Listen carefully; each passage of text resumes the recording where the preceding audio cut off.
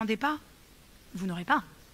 Donc voilà, je pense que ça fait partie en tout cas de nos mandats respectifs d'élus locaux. Et sur les questions plus globales, on s'écarte, pardonnez-moi Madame Dorfiac, de sécurité, sur la dégradation au niveau national. Enfin, oui, je partage. Quand on voit que des villes comme Besançon ou comme Reims aujourd'hui sont criblées de délinquance quand il y a toutes ces problématiques-là. Évidemment, quand on a des villes moyennes aujourd'hui qui sont le théâtre d'affrontement du fait du narcotrafic, oui, il y a une dégradation au niveau national.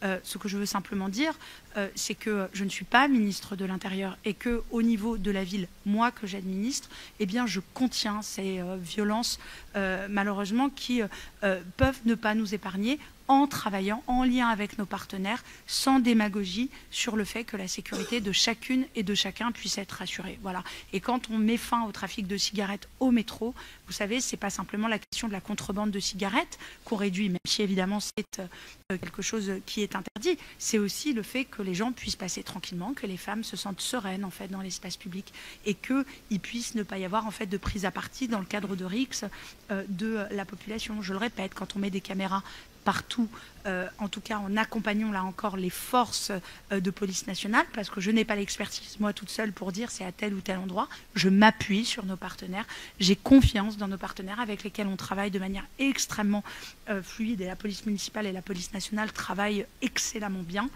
c'est parce que eux savent, c'est leur métier à eux, et donc on s'appuie là-dessus aussi pour contenir en fait ces problématiques de violence. Mais ce qui n'est pas normal, c'est de salir et de dégrader l'image de notre ville. C'est de salir et de dégrader en fait par des éléments qui sont des éléments mensongers, des choses qui n'existent pas.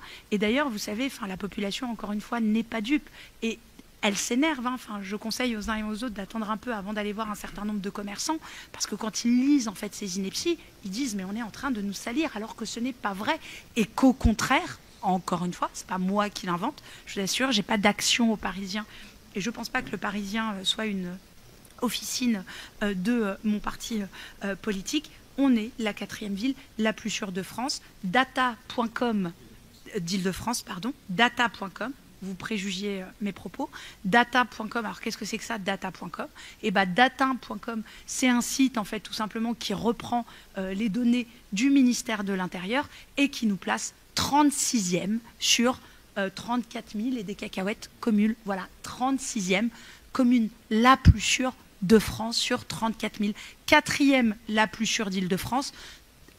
36e la plus sûre de France. Ça ne veut pas dire que c'est parfait, ça ne veut pas dire qu'un cambriolage n'est pas un cambriolage de trop, ou qu'une arnaque ou une escroquerie, ou quelqu'un qui se ferait embêter ou agresser, ce n'est pas quelque chose de trop, et il faut qu'on continue. Mais encore une fois, tout est perfectible. Et je pense que si on tirait peut-être là dans le même sens, plutôt que d'aller raconter n'importe quoi, en affaiblissant par ailleurs, encore une fois, l'image de notre ville, eh bien, voyez, peut-être aussi, tout simplement, que on parlerait d'une même voix. Je rappelle que les pétitions demandant plus de moyens n'ont pas été signées, n'ont pas été relayées.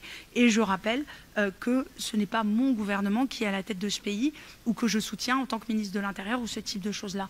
Donc, voilà, avant d'aller raconter n'importe quoi, il serait quand même assez essentiel juste de se balader et de constater. Châtillon, vous savez, c'est pas une ville en fait qui se proclame ou qui s'invente. C'est une ville qui se vit au quotidien.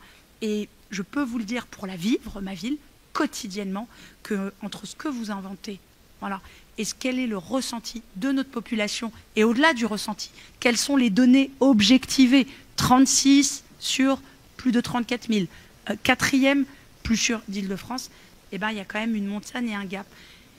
On est dans l'ère de la désinformation, on est dans l'ère des contre-vérités, des post-vérités, on est dans l'ère des fake news, c'est un fait. Moi, je le dis, encore une fois, je ne laisserai pas passer ces choses-là. Et peut-être, et pardonnez-moi encore une fois, Madame la Première Adjointe, parce que je m'éloigne un tout petit peu de notre vœu, mais je crois que c'est important parce qu'on parle aussi de quotidien des habitants.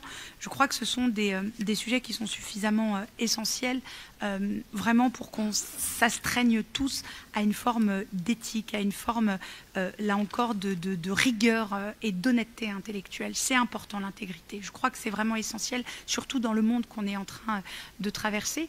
une phrase que je vous laisse toutes et tous méditer, et je ne vous en donnerai pas l'auteur et je vous laisserai le rechercher. Lorsque il y a de la malhonnêteté dans les petites choses, il y a certainement aussi de la malhonnêteté dans les grandes choses. Lorsque on fait preuve d'honnêteté dans la moindre des choses, alors on fait aussi preuve d'honnêteté dans des grandes choses. Je trouve que c'est essentiel d'être vraiment toujours intellectuellement intègre. Voilà.